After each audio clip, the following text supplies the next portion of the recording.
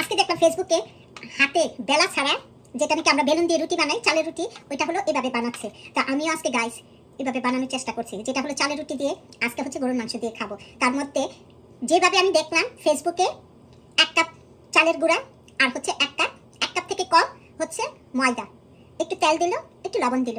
আমি কি করলাম সেটাই একটু ডবল নিলাম, যেন গরুর মাংস দিয়ে চালের রুটি অনেক মজা করে খাবো, যেটা খাই না অনেক দিন। বাট চালের রুটি আপনারা তো জানেন কত কষ্ট বানানো। তো গাইস দেখা যায়, এখন হচ্ছে প্যানটা বসাই নিলাম। এই প্যানটার মধ্যে একটু তেল দিয়ে নিই, তাহলে মনে হয় চালের রুটিটা সুন্দর করে উঠবে। ঠিক আছে, এখন একটু তেল দিয়ে তারপর হচ্ছে মজাদার চালের রুটি বানাই। গাইস আমি কিন্তু আমেরিকা থেকে এভাবে বলতেছি, যেটা আমেরিকা বসে চালের রুটি খাবো, যেটা ফেসবুকে দেখে শিখে ফেললাম। সাথেই থাকবেন।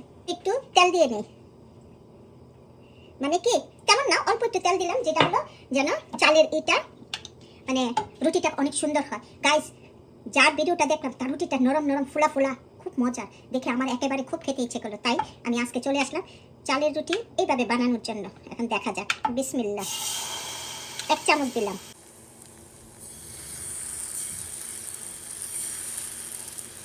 আল্লাহ, এটা কিসের চালের রুটি হবে আম্মা?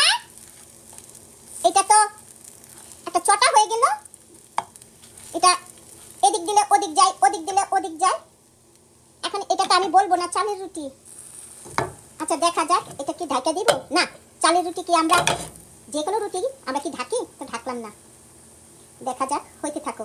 এখন রুটি মানে এরকম এরকম বুঝতেছি না তো। আচ্ছা একটু হয়ে নিক, তারপরে আবার আপনাদেরকে দেখাবো। মনে হলো নিচটা হয়ে গেল, এটা বুঝতেছি না। এরকম একটা, এটা তো মনে হলো রুটির মতন, একটা চটা চটার মতো। এদিকে আবার হচ্ছে মাংসটা গরম করতে দিলাম। আমার হাজবেন্ড বললো আজকে একটু ঝোল করে গরুর মাংস রান্না করো, সাথে একটু আলু দিবা, চালের রুটি দিয়ে খাবো। এখন আমার এটা তো চালের রুটি হচ্ছে না, এটা তো একটা চটা টাইপের হয়ে গেল। জীবনে কি একজনের কাছে বোকা হয়ে গেলাম? আমি তো সহজে বোকা হই না, সব কিছুই আল্লাহর রহমত করার চেষ্টা করি। কিন্তু এখন দেখা যাচ্ছে এটা কই হলো চালের রুটি। কতগুলা নিলাম, এখন এগুলা এরকম চটা চটা করেই খাইতে হবে আমার? চালের রুটি কি আর হবে না? তো গাইস আরেকটু চেষ্টা করি, এটার পরে এটা দেওয়ার পরে আরেকটা হচ্ছে দেই। এখন কি এরকম চালের রুটি হবে না এরকম আমার চটাই খাইতে হবে?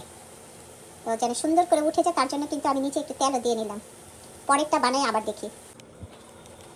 আরেকটা দেই, হালকা একটু তেল দিয়ে নিলাম।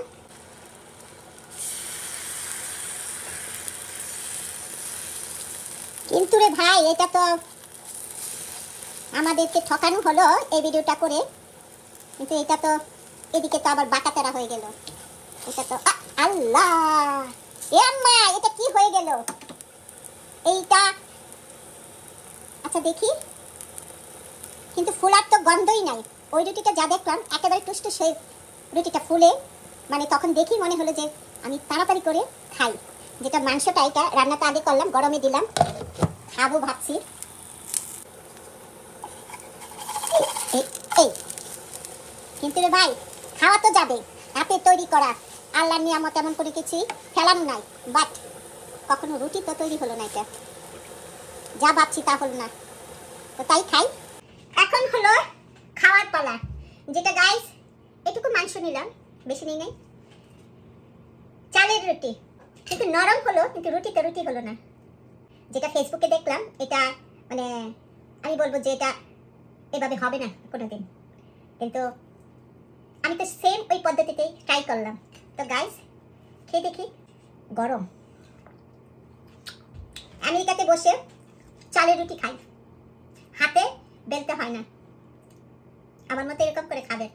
গাইস অনেক মজা করে পেট ভরে খাইলাম চালের রুটি দিয়ে গরুর মাংস দিয়ে। এখন হচ্ছে সবে বরাতের সময় গাজরের হালুয়া, বুটের হালুয়া, সুজির হালুয়া খাচ্ছি।